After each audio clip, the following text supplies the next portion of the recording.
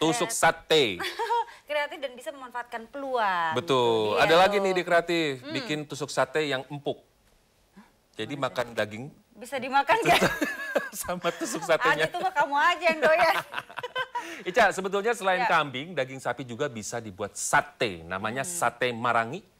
Pastinya enak tuh ya. Hmm. Nah, daging kambing dan sapi memang mengandung banyak protein. Tapi sayangnya nih, orang-orang yang tidak bisa mengkonsumsi daging berwarna merah seperti sapi dan kambing dengan alasan kesehatan. Nah, betul. Nah, buat memenuhi kebutuhan protein, daging ayam dan telur bisa kita andalkan, Ca. Asik. Cuma sayangnya, lagi nih, banyak orang yang mengabaikan pemenuhan kebutuhan protein. Padahal protein penting buat tumbuh kembang sel pada tubuh kita termasuk sel otak. Nah, kita lihat aja sama-sama. Yuk.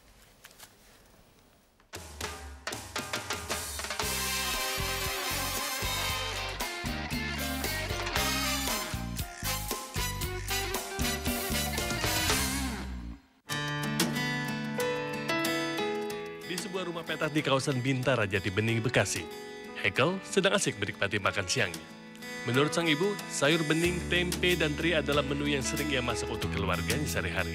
Menu ayam adalah menu yang mewah bagi keluarga ini. Maklum, mereka adalah keluarga yang sangat sederhana. Penghasilan pasangan yang telah berkeluarga selama 12 tahun ini hanya Rp30.000 per hari.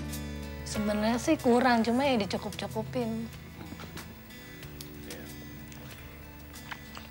Sehari kan 30.000. Jadi buat ongkos saja Haikal sama dia 10.000 buat nabung juga. Sisa cuma 20.000.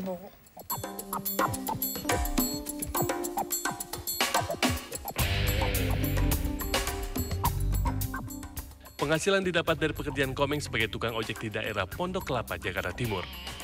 Ia harus bersaing dengan teman-teman supervisinya untuk mendapatkan pelanggan.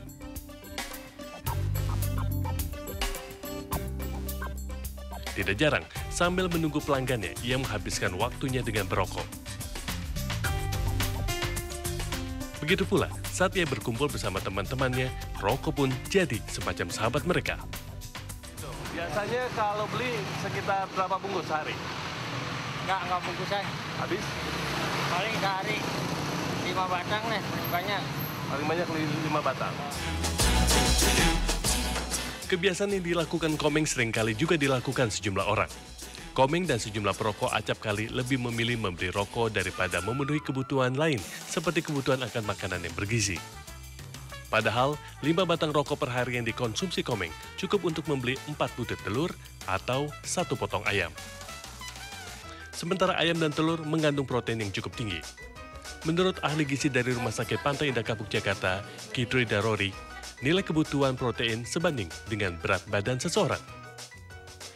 Misalkan berat badan Haikal yang berusia 10 tahun ini 30 kg, maka nilai kebutuhan proteinnya adalah 30 gram. Ayam adalah salah satu sumber protein, baik ayam potong maupun produk olahan yang berasal dari daging ayam lainnya.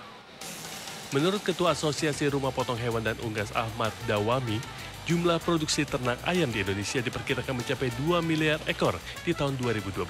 Itu artinya, setiap orang di Indonesia hanya mengkonsumsi 8 ekor ayam dalam setahun. Karena dibandingkan dengan negara tetangga kita masih jauh. Malaysia saja sudah 36. Nah sekarang kita ini baru mencapai 36 ekor maksud saya, atau 36 kilo.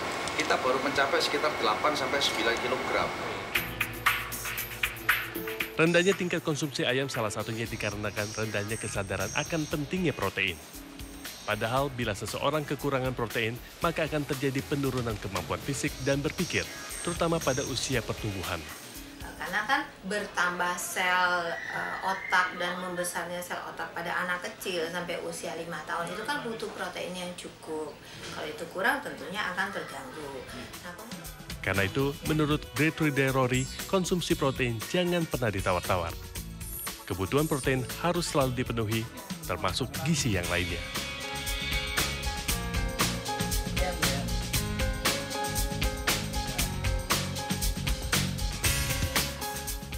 Sesederhana apapun kehidupan kita, makanan yang sehat jangan pernah diabaikan, termasuk kecukupan protein lewat daging ataupun telur.